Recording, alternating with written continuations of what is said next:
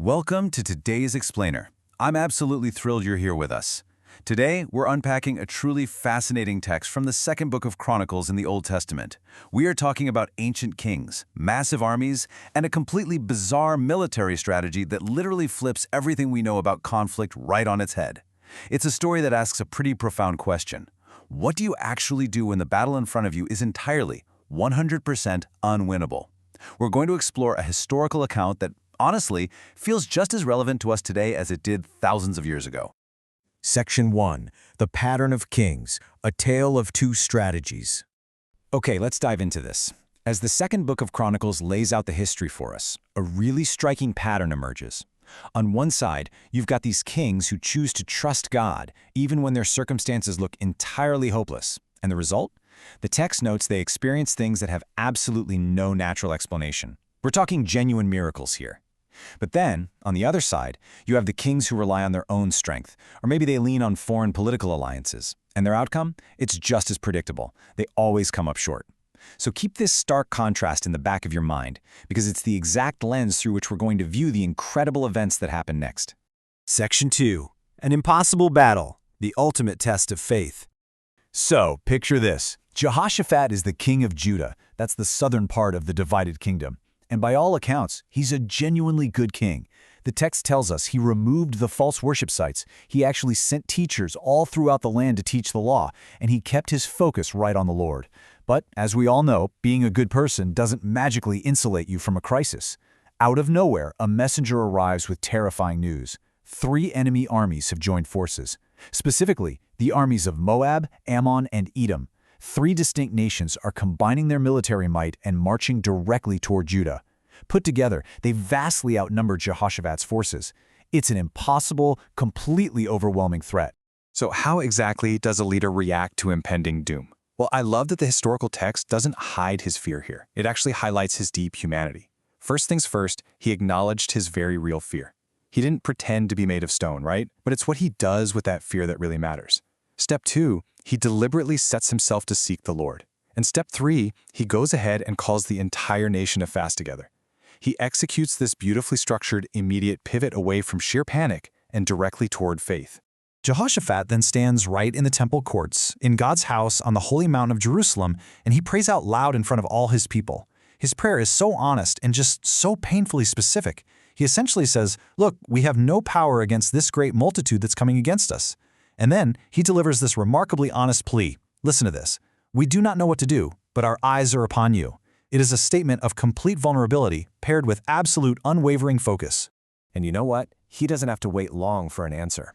A prophet named Jehaziel steps right out of the crowd and speaks a direct response from the Lord. Be not afraid nor dismayed by reason of this great multitude, for the battle is not yours, but God's. Jehaziel then follows this up by telling them they won't even need to fight. They just need to stand still and see the salvation of the Lord. I mean, just imagine standing in that tense, terrified crowd, heavily outnumbered, and hearing that you don't even need to draw your sword. Wow. Section 3. Sending the choir first, an unconventional strategy. So the very next morning, Jehoshaphat makes a decision that requires just an astounding level of faith. He organizes his people, but he completely upends traditional military tactics. He takes the singers, the choir, the musicians, and he appoints them to walk out in front of the army. The soldiers are in the back, the singers are up front. I guarantee you won't find this in any military playbook in history. Marching toward 3 massive, heavily armed enemy nations, his vanguard isn't a wall of shields, it's literally a choir. And as they march out into this terrifying unknown, they aren't screaming some fierce war chant. Instead, they sing a beautifully simple song. Praise the Lord, for his steadfast love endures forever. They are marching directly into a seemingly unwinnable conflict, armed primarily with a song of praise. So the crucial point here is what happens next. While the choir sings, the historical text tells us the 3 enemy armies, Moab, Ammon, and Edom, somehow turn on each other in total confusion. By the time Jehoshaphat's army actually reaches the lookout point to view the battlefield, the threat is completely neutralized. There are only fallen soldiers as far as the eye can see. There's literally no enemy army left to fight. The miracle is so complete that it takes the people of Judah 3 full days just to gather all the valuables and equipment left behind. Think about that. They achieved total victory without ever engaging in a single moment of combat. Reflecting on the mechanics of this kind of faith, our source brings in a really insightful quote from a modern religious leader, President Gordon B. Hinckley of the Church of Jesus Christ of Latter-day Saints. He taught, "Be of good cheer. The future is as bright as your faith." Jehoshaphat didn't have some tactical master plan that morning. He had faith. He let that faith dictate his actions, putting worship before swords and praise before strategy. The exceptionally bright future Judah experienced that day was a direct, tangible result of that faith. Section 4. The Christ Connection, a thread through the Bible. Now, what's really interesting about this slide is how the text maps the parallels across completely different eras of biblical history. That iconic phrase, "the battle is not yours, but God's," is described as a thread that runs entirely through the Bible, eventually landing squarely on Jesus Christ. In the Old Testament, we see Judah facing an unwinnable physical battle against three armies. But fast forward to the New Testament, and humanity faces the ultimate unwinnable spiritual battle, the battle against sin, against death, and against the separation of humanity from God. And just as Jehoshaphat didn't fight with traditional weapons, the source explains that Jesus Christ did not fight this spiritual battle with armies either. Instead, he did it through three specific steps. First, he surrendered to it. Second, he went into the tomb. And third, on the third day, he walked out. It was a battle we could never, ever win on our own. In effect, the message to humanity was the exact same as the message to ancient Judah: stand still and see the salvation of the Lord. And then, Christ fought that battle for us. The text notes that members of the Church of Jesus Christ of Latter-day Saints hold a very specific belief regarding this connection. Because of Jesus Christ's atonement, the things that feel like utterly unwinnable battles in our own lives, whether that's sin, death, crippling grief, or spiritual darkness, have already been met by someone much stronger. Jehoshaphat's choir, singing before the swords even clashed, was pointing directly forward to this reality.